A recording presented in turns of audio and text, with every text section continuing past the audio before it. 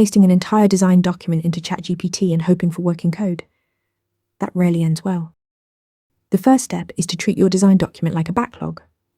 Break it into individual components: data models, interfaces, services, and UI layers. Don't hand the AI a 10-page spec and expect a working system.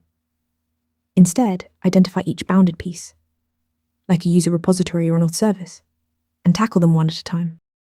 Once you've broken down the doc, follow a strict generation order: types and interfaces before implementations.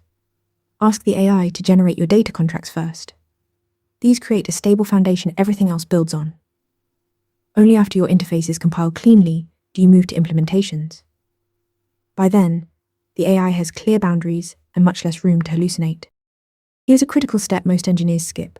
Always show the AI how your codebase already solves similar problems. If you have an existing repository class, paste it as context before generating a new one.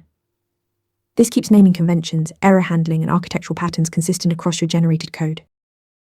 Finally, resist the urge to generate everything at once. Work through your decomposed component section by section, reviewing and integrating each piece before moving to the next. This lets you catch misalignments early, before they cascade into the rest of the system. Decompose the design, generate interfaces first, use your codebase as context, and always iterate section by section. Follow for more. Ready to practice for your next interview? Interview Mentor lets you answer real questions just like this one. After each answer, you get a detailed grade and personalized tips to improve. Watch your scores climb as you keep practicing.